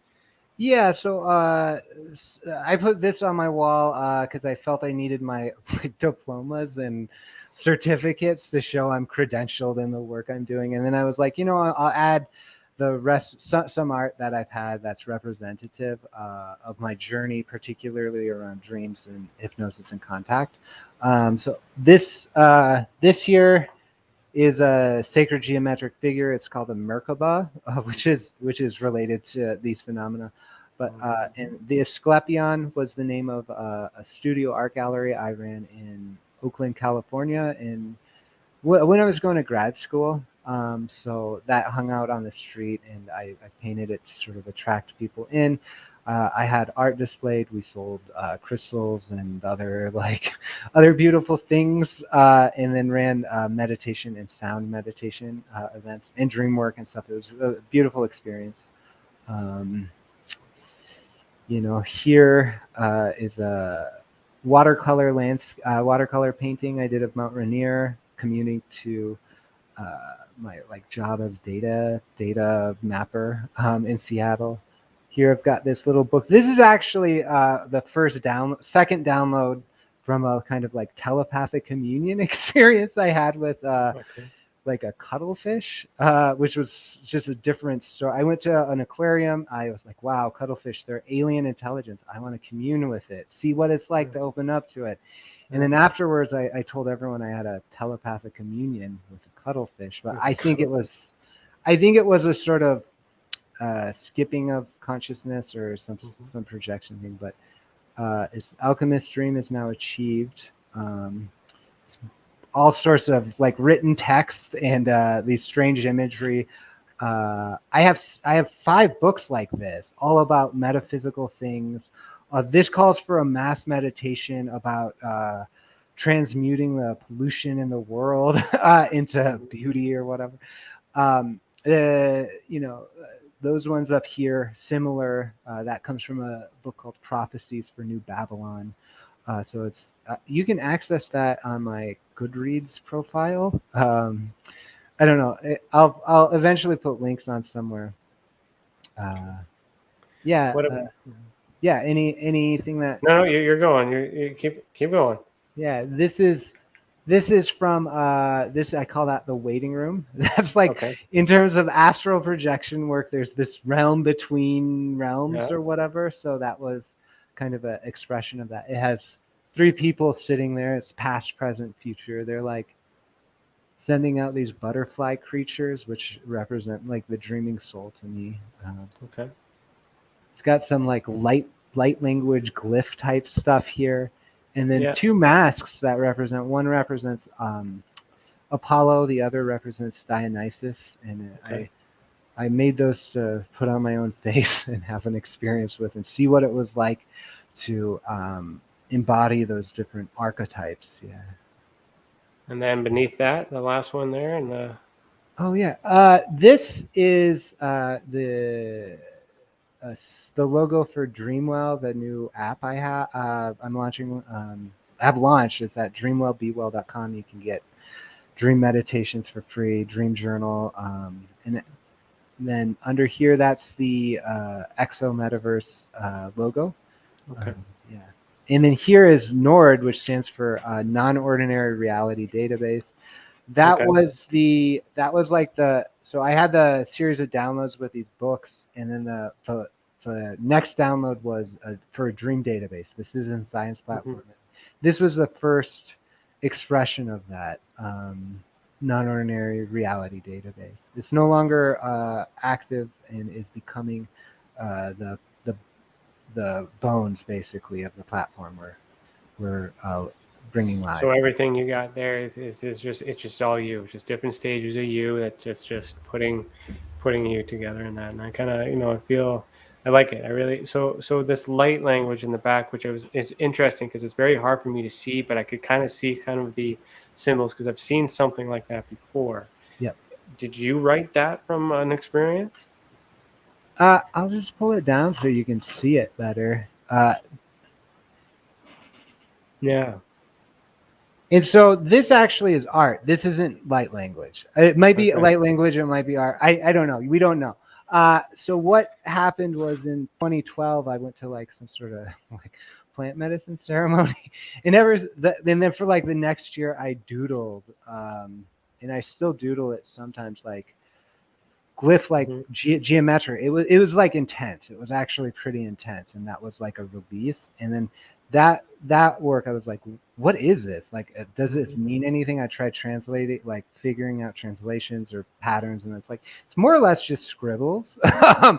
There's nothing really. But when you're creative, when you're art, the reason why I'm leading into the consciousness within you is the art. You're tapping into that space, and you are either imagining a combination, or you're downloading, or you're drawing something that makes sense to all of these things going on. So it's art to you, it's art to some, but that creative element how much is that imaginary? Like some of it can't all be imagination. It's got to come from somewhere. If you've never seen that before, why would you imagine that?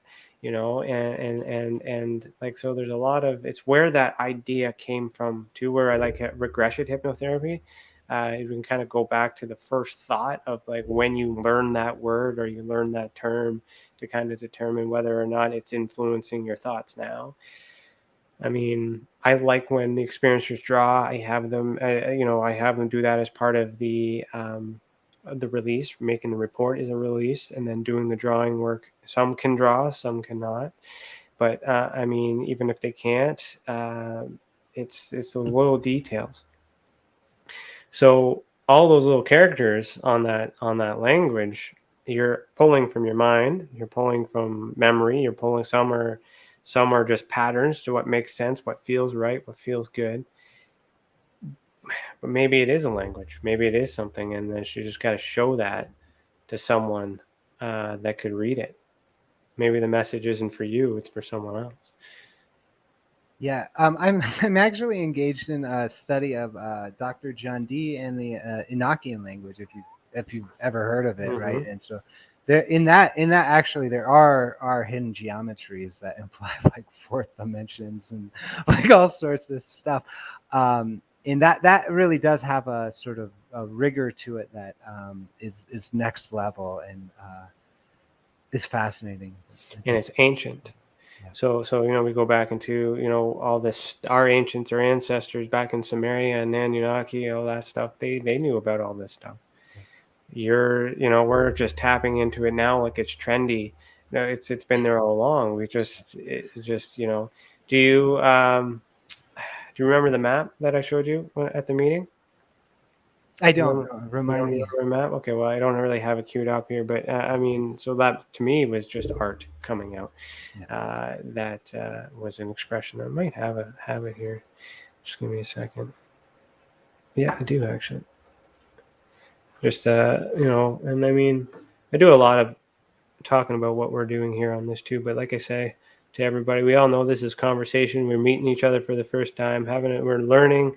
You guys, we're bouncing ideas together, but I always like to bring it up at the appropriate time because I'm trying to understand. Oh, yeah. I never showed you guys this map when I was like unloading to you guys how my crazy ideas. This feels familiar, but tell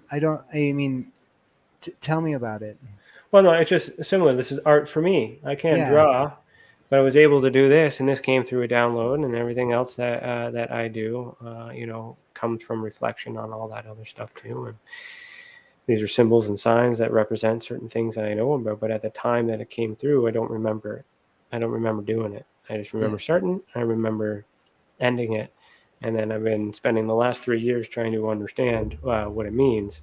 Yep. But collectively, we think these are cherished. We think these are, all the philosophies and things like that is to bring people together. And what I was trying to allude to is I believe that this map is not meant for me. It's meant for someone else. Yeah. Just like the light work, the language you have on your wall, maybe it doesn't make sense to you, but if you show that to someone, it might make sense to them. And that's why I just thought, it's kind of like a wanted photo. Have you seen this?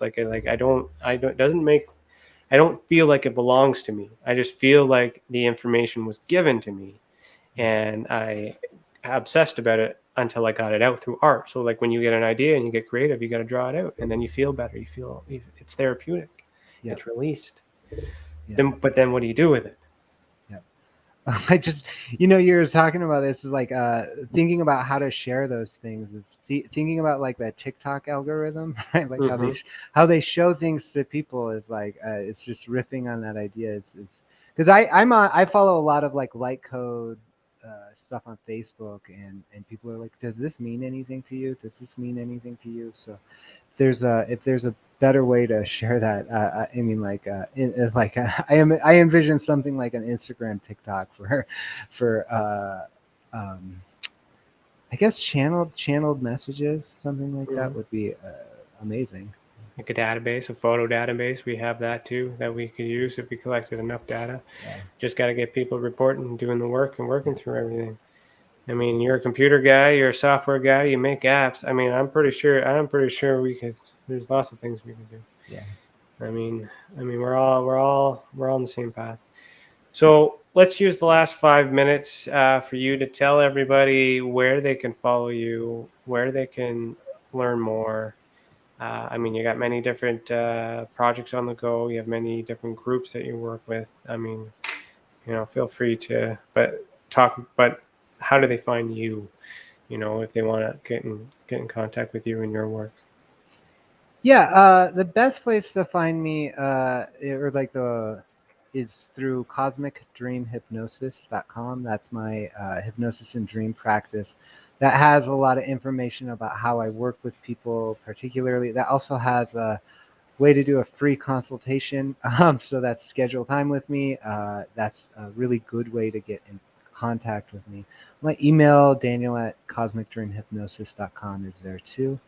The website, Exo Metaverse, is a good way to get contact with citizen science efforts and things like that. So if you're interested in that, there's ways to engage there. And then, the app, if you're curious about what it's like to do hypnosis or dreams or anything like that, is a really good way to engage. And you can find that on the app stores, Android and iOS. Just search for Dreamwell, or go to the website dreamwellbewell.com. And then again, my email, daniel@cosmicdreamhypnosis.com, is a really good way just to reach out. And I love talking to people about this stuff. So that's why I offer a free consultation. Is actually, people are like, don't do that because it's like your time's valuable, that sort of thing. But I just love it. That's why I'm doing it. It's a nice way to introduce someone to the service who might be uncomfortable, unsure. Money is a thing. Like, I mean, some people can't afford it. And there's that return value too, that the next sale too. You can always get them on the next one. So if you do well, then they might tip you, or they might do something like that. So it's not really a bad idea. I do consultations for free with security. Yeah. But you do them well enough that they'll need you, and then. Yeah. So speaking of that, my Cosmic Dream Hypnosis practice, actually, I do by donation. I model it after priesthood or ministry. It's not, because it's not a business, right? It's not a business. This is like a highest spiritual service I have to offer, and in that way, it is offered by donation, and it is asked for after the service is rendered. So the donation is simply a link I send you, and you just decide what you want. I tell you the market rate. It's pay what you can or pay what you want kind of type model. Exactly. I use that model too. We use that model in many different ways, because like how do you put a price on something when you can't guarantee results, you can't guarantee whether every single person's going to like it the same way. But then it allows you just to be you, to be free to do it in your way. Yeah. And if they don't like it, well, you know what? At least that's just what it is. You don't have to deal with a refund. You don't have to deal with a complaint or anything silly like that. But then at the same time, someone might be like, you know what? I value this at like $50 for an example. And then at the end of it, you know what? That wasn't too bad, but I still feel like I should pay for his time. So here's $20. Or the other way around is like, that was amazing. I'm going to give this guy $100. So or you get the other person around to be like, you know what, this was amazing. This was great. I don't have any money, but I'm going to refer this to someone. I'm going to share this with my neighbor. I'm going to give him, so like that philosophy, whoever's telling you it's a bad idea is looking for money. Stay away. Right. You get what I'm saying? It's not a bad model. It's what because you want that return customer. We want that return experiencer. That's why when people make that report, we do all this stuff at the beginning, because we want them to watch the show. We want them to come back. We want them to be engaging. But how do we convince them that we know what we're doing, or we know what we're talking about, and how do we trust them? Yeah. We got to give them a little bit, right? Yep. So no, don't. You're doing good. So thank you for doing that on behalf of like all the experiencers that could use that service. Go to like Chantel, you've been doing great on the moderation, posting his links every time he mentions those websites. I give you props because that you picked up that trick on the podcast that I did on Tuesday. So they did that. So you're learning, and I like that. I approve. That's good. And that's what it's all about, man. So I'm going to end the show unless you have any questions for me. Any questions for me? Oh, it's been such a pleasure. Thank you. I look forward to working with you and your organization more and bringing the reporting into the citizen science platform. I appreciate it too. And I know, like I said, with the format, we did have a conversation before, and then we did agree at the beginning of the show that we would just kind of talk, have a little outside business talk, but kind of get a feel to see how this would work, because we didn't really understand. We knew it could work. It felt good. But this is the interview process for the team too. So with the comments, I'm seeing that people like you. I think I see, what did I see Tim here? Tim said, hire this guy. Look at that. Look at that. Tim, so a lot of the comments here, a lot of people enjoying that. And that's what this is for too. So just stick around at the end if you want to have a chat. For those of you that are here, happy Halloween, because this is the Halloween special. I did have a little costume somewhere over there. I couldn't wear it. It didn't work. I wouldn't be able to see. I do apologize, but it is somewhere. But no, what's happening? So on Monday will be my lunchtime video, and I think that's pretty well it. Check out the website, because I also released 3 new declassified UFO documents. So you want to check that out. And I'm just trying to find my outro. There it is. Can never find it in time, so I'm trying to put filler. So anyways, thanks for watching. Keep your eyes in the sky, everybody. Heed the world.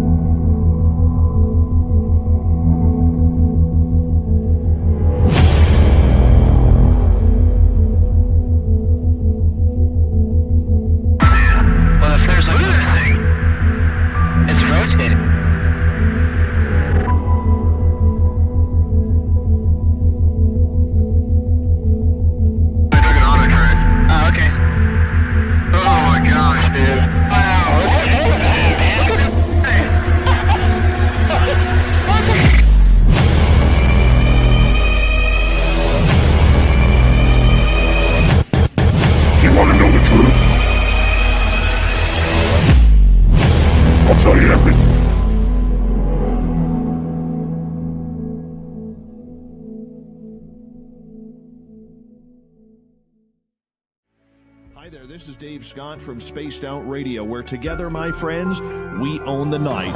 On our website, spacedoutradio.com, we have a place called the SOR Sightlines Report. All of our investigations and people who inquire are turned over to TESSA, the Experiencer Support Association. Ryan Stacey and his crew, what I like about them, they're independent. They're not working for anybody, and they want answers. We want answers for our listeners and people who inquire as well about their experiences. It's a great tandem, and we love being teamed up with TESSA. If you haven't heard of us before, that's okay. We'd love to earn your listening ears. Join us 9:06 Pacific Time, 12:06 a.m. Eastern for 3 hours of live entertainment, 7 days a week.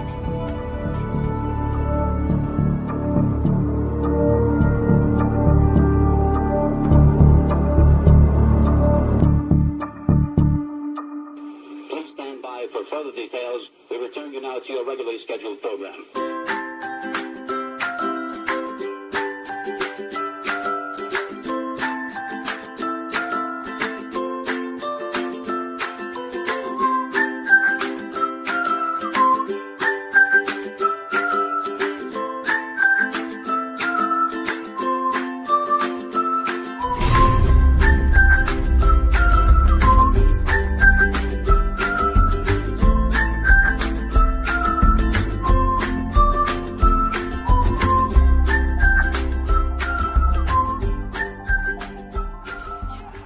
Hello, new YouTube member. Guess what? You've just unlocked bonus content that no one else has seen before, and you get exclusive access to some neat features. Join the Experiencers Anonymous tier. You've unlocked loyalty badges which will appear next to your name when you join us live during any of our videos. The longer you stay with us, the cooler the badge will be.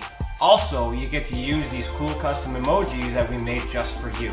You also get to access our private Discord chat where we can communicate all the time privately. All you have to do is email us at admin@tessacan.org. Let us know you want in on the discussion and we will send you the link directly to Discord. This tier also unlocks early access to new videos, behind the scenes and blooper footage, as well as some exclusive videos made just for members. All that for $2.99 Canadian a month. If you join the unclassified tier for $4.99 Canadian, you would get everything I just said, plus extended footage of some of our featured videos, a discount to our merch store, and so much more. If you are a member of the unclassified tier, email us at admin@tessacan.org and let us know, and we will send you a discount code for the Paranormal Hangar. All proceeds go back into the mission and help us create educational content for you and the rest of the world. Thank you for being a part of that journey. There are lots of perks, so make sure you check that out. Also, you can use this tab to share and communicate with Tessa. That's it. Unless you have a better idea. If you do, email us at admin@tessacan.org if you have any requests for videos or bonus perks or anything at all. Really, you are in charge. Don't be afraid to reach out. Thanks for your support, and if you know anyone else who may benefit, please share our channel. The more people we have, the more we can help. And thanks for watching. Keep your eyes in the sky. Say it with me. Say it, Tim. Heed the world. Heed the world.